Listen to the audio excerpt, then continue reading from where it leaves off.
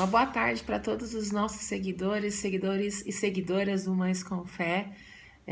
Hoje cedo, dia 4 de setembro, era para nós termos feito a nossa live, né, como um hábito que nós temos todas as segundas, às 7 horas da manhã, mas ocorreram alguns imprevistos, nós não conseguimos colocar no ar, né, fazer a live ao vivo para dar sequência do livro Pastoreando o Coração da Criança.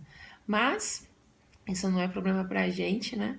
Então nós estamos aqui, eu estou aqui com vocês para poder falar para vocês sobre o capítulo 10, que continua sobre o tema de comunicação, tá? Então o capítulo 10 ele fala sobre adotando ainda os métodos bíblicos e ter uma vida de comunicação. O autor, ele nos mostra que a gente tem que fazer da comunicação um estilo de vida, né? Eu achei legal que ele colocou aqui que a comunicação, ela também discipula, né? E pastoreia o coração dos nossos filhos no caminho de Deus. É isso que a gente tanto almeja fazer, né? Que a gente estamos aprendendo com este livro, baseado na palavra de Deus, né? E no ensino de Deuteronômio capítulo 6.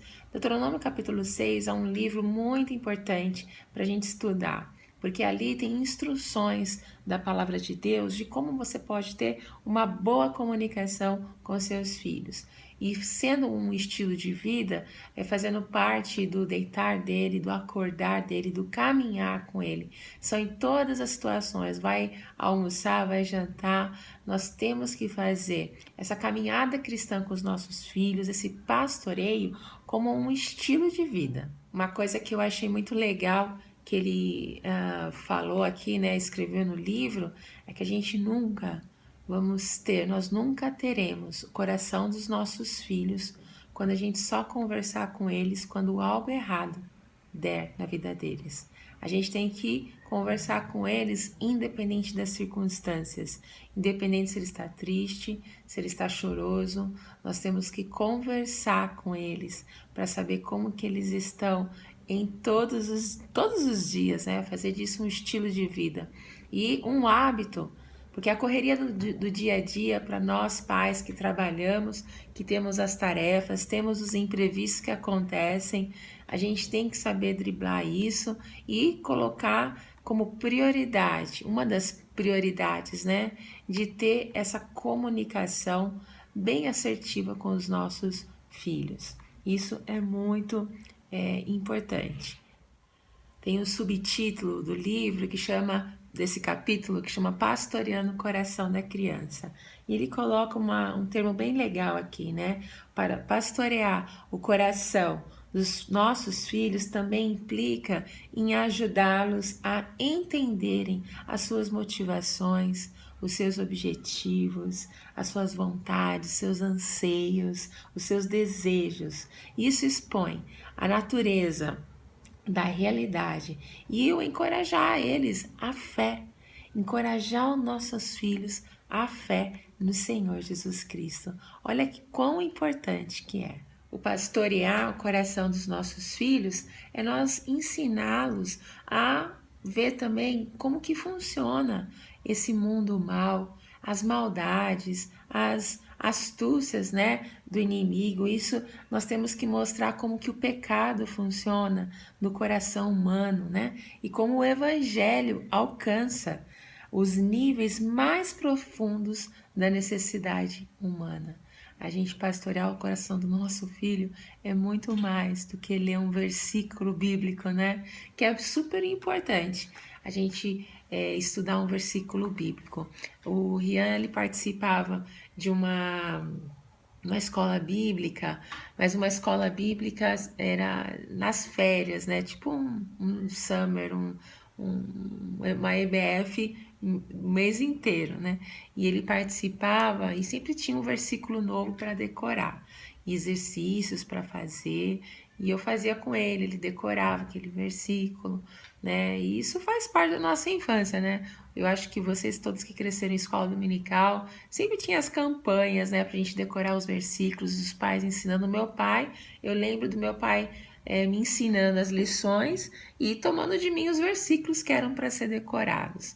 E o pastorear, isso faz parte do pastorear, porque eles aprendem também na repetição. Eles aprendem, eles escutam e eles vão escutando, escutando, e aquilo vai penetrando em seus corações, na sua mente. Isso é super importante. Mas o pastorear é muito mais do que isso, é guiar os nossos filhos, é nos comunicar, saber se comunicar com os nossos filhos, mostrando bem as coisas boas, as coisas ruins, falando sobre pecado, falando sobre o evangelho e pastorear de uma forma linda, né? Ajudando os nossos filhos a entender a essas necessidades. É muito importante eles entenderem como que funciona todo esse processo, a vida, né? Tudo que circula no dia a dia, como que é o nosso dia a dia, como que as coisas que eles enfrentarão na escola. Que para nós pais pode ser coisa pequena, mas para eles não. É a mesma proporção de problemas que acontecem em nosso serviço, né? Para os nossos filhos, aqueles problemas que para a gente é pequeno, para eles são grandes. E a gente tem que saber ouvi-los nos momentos bons e nos momentos ruins também.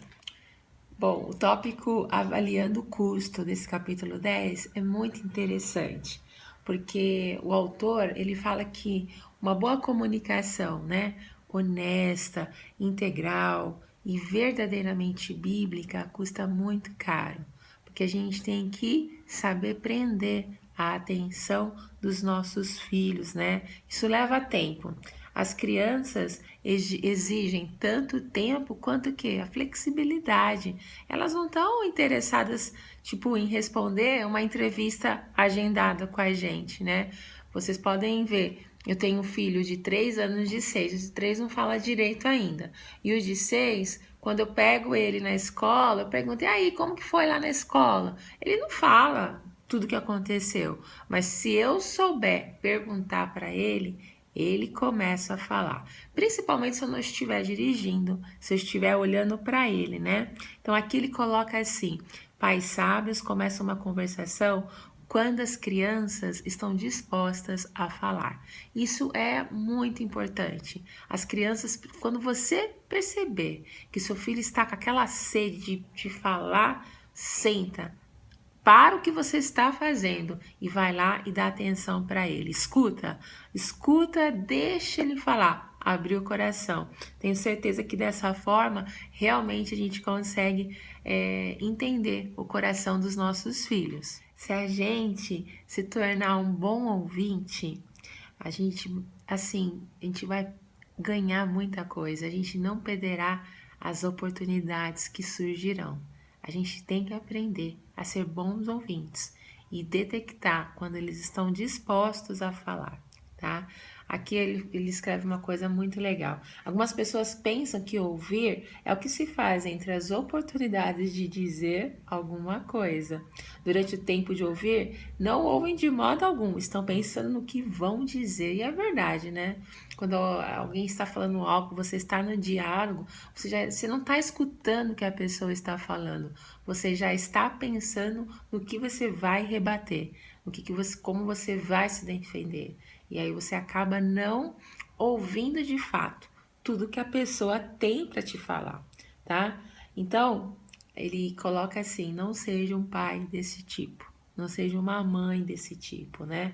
Em Provérbios, capítulo 18, versículo 2, diz assim: que o tolo não tem prazer no entendimento, mas em expor a sua própria opinião.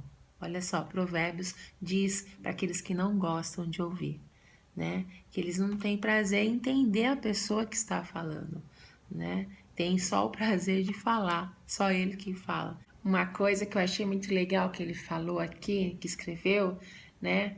É que às vezes os pais, eles perdem oportunidades valiosas porque estão muito cansados. E isso é tão natural acontecer. Os pais trabalham o dia inteiro. E aí quando chega a noite, a criança quer falar e você está sem o pique, né? Sem a energia. Ou não consegue dar continuidade à conversa, se distrai com facilidade, né? Então ele coloca assim, que quando os filhos deles começaram a ficar adolescentes, né, ó, tínhamos o hábito de colocá-los na cama cedo, né, antes deles ficarem adolescentes, né, e isso nos dava tempo para conversar. Mas com os adolescentes vieram as vigílias. Adolescente gosta de madrugar, né? Não sei ao certo porquê, mas as maiores oportunidades para a comunicação com eles vinham tarde da noite. E os pais têm que estar dispostos para poder dar continuidade com a conversa, principalmente pais de adolescentes, né? Que têm os horários diferentes dos nossos, né? Então ele coloca aqui que o pai sábio fala quando seus filhos estão prontos para conversar. Uma coisa muito importante que o livro cita, que o autor, né, o Ted Tripp, fez questão de colocar, que a comunicação, ela requer uma resistência mental muito apropriada. Precisa estar bem com foco total na criança, né?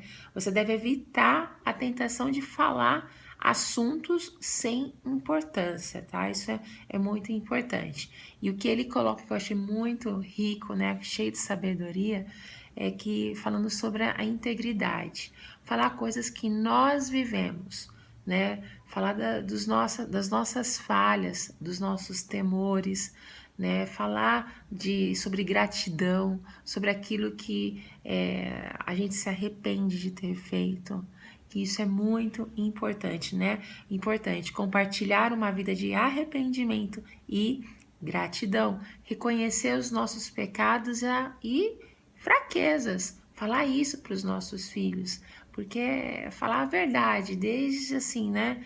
Com integridade, com transparência, né? Admitir quando a gente errar. Pais erram, né? Então, quando a gente admite que errou, a criança ela tem uma outra visão de você. Então, é muito importante você estar preparado para você pedir perdão quando você errar. Por mais que você tenha que pedir perdão ali para o seu filho e reconhecer que você errou, mas que você seja uma autoridade na vida dele, reconhecer que também autoridades falham. E quando você reconhece que você errou, que você se arrependeu, aquilo é íntegro para o seu filho, é íntegro para que os nossos filhos cresçam num ambiente super saudável.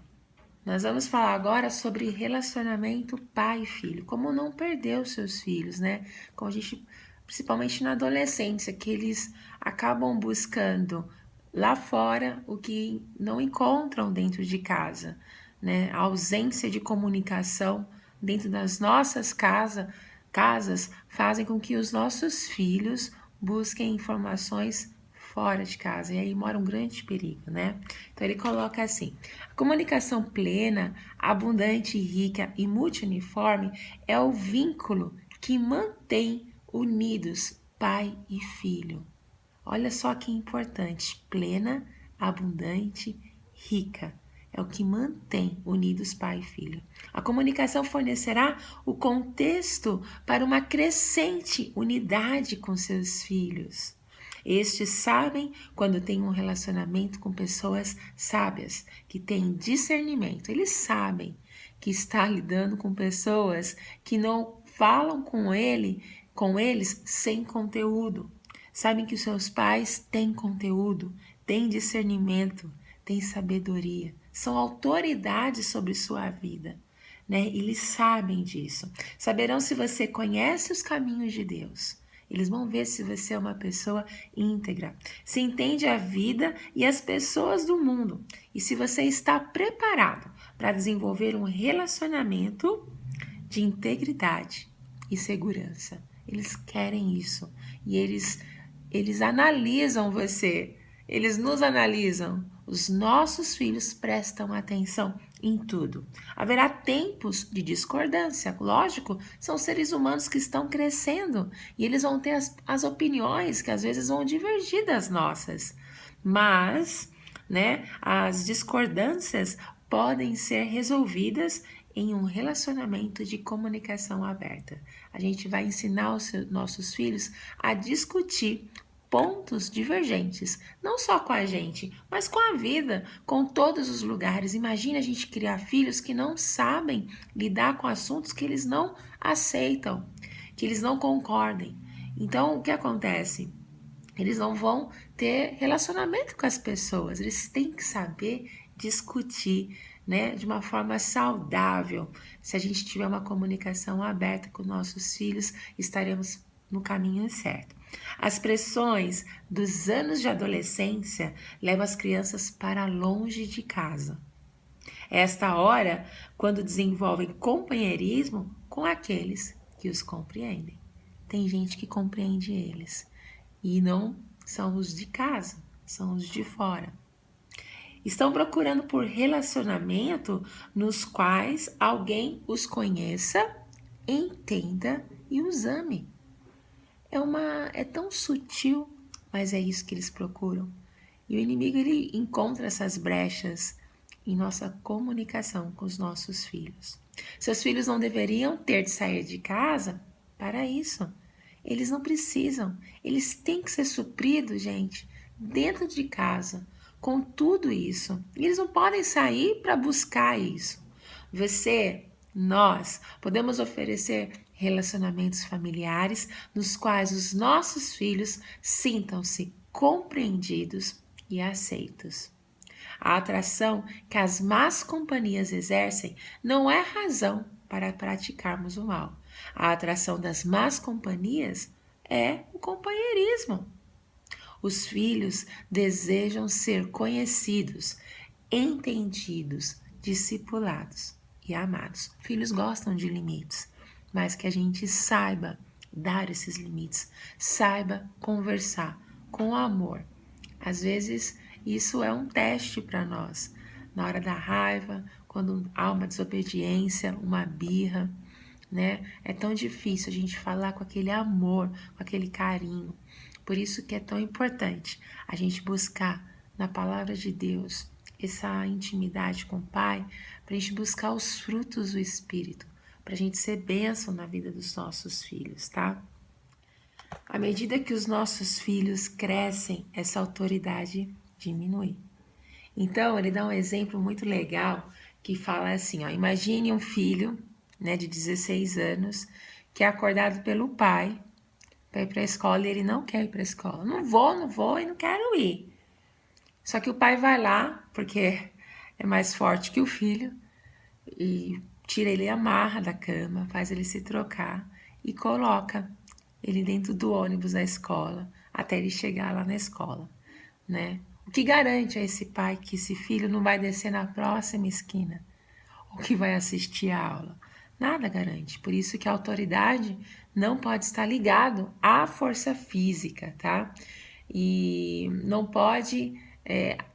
Então, uma dica que ele dá para essas situações, né? Quando a nossa autoridade vai diminuindo conforme eles vão crescendo, a gente tem que usar a boa comunicação, né? Ter sabedoria para falar com os nossos filhos, né? Então ele coloca assim, os filhos confiam em você quando sabem que você os ama e está comprometido com o bem deles. Olha só, eles querem sentir essa confiança e sentir que é amado, sentir confiança, sentir que é amado. Quando eles percebem que você os entende, quando tem consciência de que você conhece suas forças e fraquezas e reconhece que você investiu a si mesmo no encorajamento, na correção, na repreensão, no apelo, na instrução, no aviso, no entendimento, no ensino e na oração. O filho confia em você quando sabe que em toda a vida dele você buscou ver o mundo através de seus olhos, os olhos deles, tá? Não é os seus pais. Você conseguiu ver o mundo do jeito que a criança vê. Eles percebem que você não tem procurado a torná-los iguais a você mesmo. né? Ou qualquer outra pessoa. Alguns pais têm mania de comparar. O filho de fulano faz isso, o filho de fulano faz aquilo, o filho de fulano escolheu aquela faculdade, aquele curso, nosso filho de fulano, né? Não procura isso nos filhos, né? Mas se esforça em ensiná-los como uma criatura de Deus feita para conhecê-lo e viver em relacionamento de comunhão e comunicação com Deus, ou seja, a finalidade para que ele foi feito. O resultado, gente, é óbvio. Suas palavras, as nossas palavras, terão valor. Que filho fugiria? Que filho fugiria deste relacionamento? Que fugiria dessa casa que tem essa transparência na comunicação, que entende as situações, os conflitos que ele passa. Você tem influência sobre ele, não pela força, mas pelas palavras, porque você conquistou, você pastoreou, você deu atenção, você se comunicou, você ouviu seu filho. Ainda nesse capítulo 10, ele tem um subitem, né, que fala sobre nós prepararmos os nossos filhos para outros relacionamentos, né? E essa preparação vem do nosso lar. Então ele coloca assim de uma forma muito sábia. Os seus filhos precisarão de habilidades de comunicação finamente aguçadas, adequadas a cada tipo de relacionamento que desenvolverão. E esse cada tipo de desenvolvimento é o quê? É o trabalho, quando eles tiverem uma família, quando eles se tornarem consumidores. Então, ele coloca que o lar é o lugar onde os nossos filhos precisam desenvolver essas habilidades para se comunicar em outros relacionamentos. É a forma que a gente prepara os nossos filhos para estes relacionamentos. Um dos pontos muito importantes do livro, desse capítulo, é quando ele fala que a comunicação sensível capacita os nossos filhos a entenderem a complexidade da vida. Tem pais que só floreiam, né? E não mostra também a realidade. É lógico que tem todo jeito de você mostrar a realidade, tem toda uma forma de você mostrar a complexidade, mas temos sempre que falar a verdade. A comunicação sensível se interessa com o que aconteceu e também com o porquê, né? Então, esse tipo de comunicação busca o desenvolvimento do caráter como mais importante do que a gratificação com curto prazo. Então, é o desenvolvimento do caráter dos nossos filhos. Quando eles começam a ver a vida, que também existem as frustrações, saber lidar com as perdas, né? Isso é você mostrar para ele de uma forma sábia a complexidade da vida, né? Então, muito importante. Nós vamos falar um pouquinho sobre a redenção integrada com a vida. O que seria isso, né? Toda a comunicação clara que a gente tem com os nossos filhos, eu tenho aprendido também junto com vocês ao ler este livro, né? Principalmente esses capítulos que falam sobre comunicação. Então, essa compreensão que eles têm, né? Esse recebimento de informações que nós passamos para os nossos filhos e também quando a gente passa a escutá-los, né, ajuda eles a entenderem o padrão de Deus, né? Por isso que a gente tem uma grande responsabilidade, né? Eles aprendem que Deus é supremo. Olha que lindo, né? Que legal. Essa compreensão fornece-lhes um referencial bíblico pelo qual podem entender a vida. Aprendem a ver que o problema da humanidade é o pecado. Por isso, a clareza, o pastoreio, a ministração no coração dos nossos filhos. Sabem, eles vão saber que todos pecamos e sofremos o pecado de outros. Somos tanto culpados como vítimas. Eles terão essa clareza. Por essa razão, toda a vida precisa ser vista em termos de restauração redentora de Deus sobre o homem. O homem se redime, né? a redenção faz parte dessa integração com a vida. É tão forte esse capítulo que ele fala que toda essa comunicação que a gente tem, que as crianças começam a ter esse referencial bíblico, esse temor do Senhor, eles começam a conhecer o Senhor, a amar a Deus, encontrando no Senhor graça, poder e plenitude. Toda a vivência é realizada através do poder e da graça do Evangelho. Todos os nossos filhos poderão ser ministrados, pastoreados, e eles terão essa clareza, né? Cristo é relevante em todo lugar e em todas as coisas. O Evangelho é feito como estilo de vida mesmo. E essa ideia do estilo de vida, a gente precisa passar para os nossos filhos, que o cristianismo, né, a propagação do Evangelho, caminhar com Deus, faz parte do nosso dia a dia. E eles precisam ver de uma forma que é linda de se viver. E é uma grande tarefa para nós. Mas será que vale a pena os custos?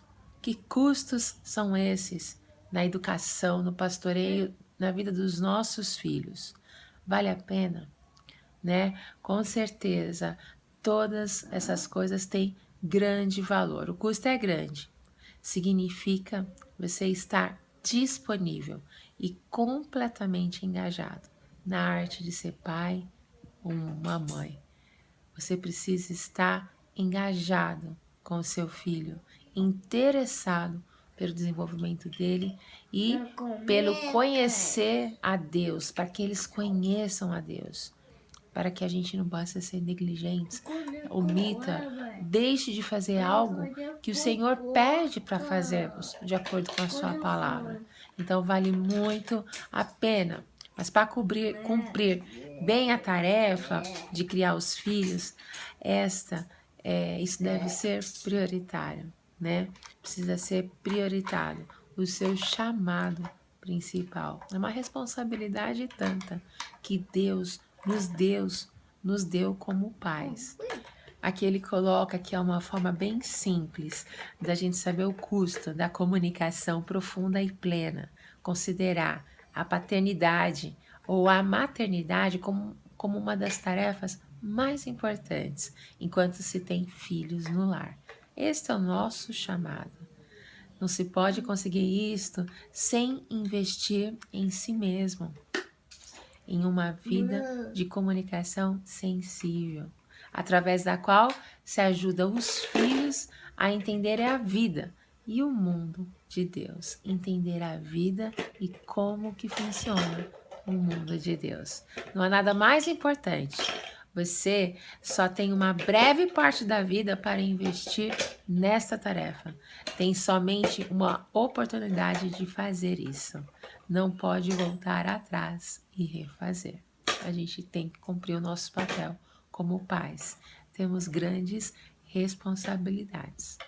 Bom, e para a gente finalizar este capítulo 10, que foi um capítulo tremendo, né? Falando desses tipos de comunicação, né? Da comunicação sensível, na comunicação plena, de como que você prepara o seu filho para outros relacionamentos, de como você conversa com ele, ouvindo ele, se interessando por ele, né? Perguntar não simplesmente o que aconteceu, mas por que aconteceu.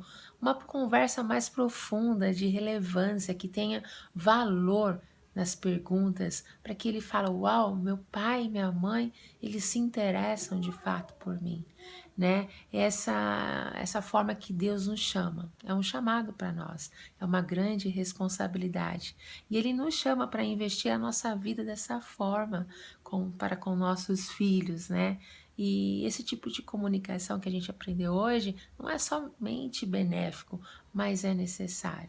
É necessário para o crescimento deles, para a formação do caráter deles. E é uma grande tarefa para nós, não é fácil.